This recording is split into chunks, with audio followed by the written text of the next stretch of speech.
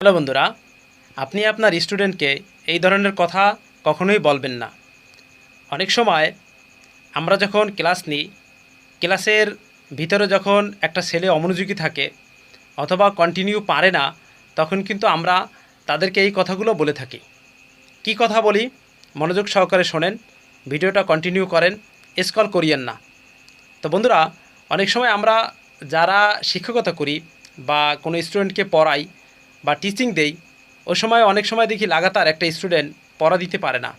পড়া দিতে না পারায় আমি কিন্তু হঠাৎ বলে ফেলি, তুমি পারবা না, তোমার দ্বারা হবে না। এটা দ্বারা তার কিন্তু মন ভেঙে যায়, মানসিকতা নষ্ট হয়ে যায়। আমি আপনাদেরকে একটা ঘটনা বলি। গত বছর আমি একটা স্টুডেন্ট পড়াইতাম। তো স্টুডেন্টের বাবা এবং মা দুইজনে মিলে ওই স্টুডেন্টকে বলতো, তুই পারবি না, তোর দ্বারা হবে না, তুই পড়ালেখার যোগ্য না। এই কথা প্রতিনিয়ত বলতো।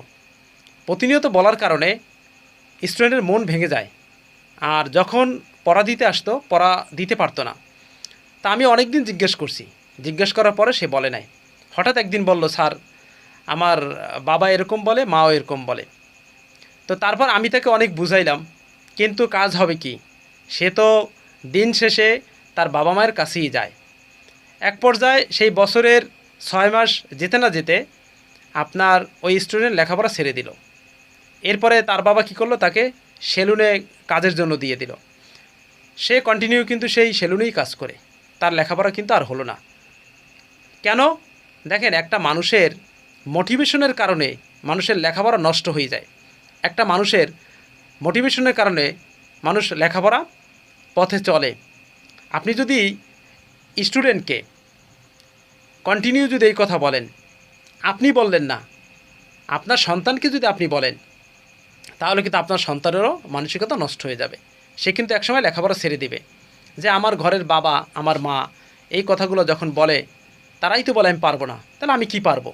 ও সময় কিন্তু তার ভবিষ্যৎটা নষ্ট হয়ে যায়। দেখেন, লেখাপড়া শেখায় কিন্তু জ্ঞান অর্জন হয়, তারপরে সব কিছু কিন্তু লেখাপড়ার ভিতরে অর্জন হয়, যেটা আপনারা জানেন। আপনাদেরকে আর আমি কি শিখাবো? আমার শেখানোর কোনো যোগ্যতা নাই, জাস্ট আমি আলোচনা করতেছি। আপনারা যদি এইভাবে মোটিভেট করেন, তাহলে কিন্তু সে একসময় লেখাপড়া ছেড়ে দেবে, ঝরে যাবে। সেজন্য সবসময় একটা স্টুডেন্ট পারে না, তাকে সবসময় সাহস দিবেন। সাহস দিতে দিতে দিতে দিতে একসময় সে পারবে ইনশাল্লাহ। তো বন্ধুরা, আজকের ভিডিও পর্যন্ত। পরবর্তী ভিডিওতে আরেকটা চমকপ্রদ ঘটনা আপনাদের মাঝে শেয়ার করব। তো ভিডিওটি ভালো লাগলে ভিডিওটি একটা ফলো, একটা লাইক, একটা গঠনমূলক কমেন্ট করবেন এবং শেয়ার করবেন। তো ধন্যবাদ।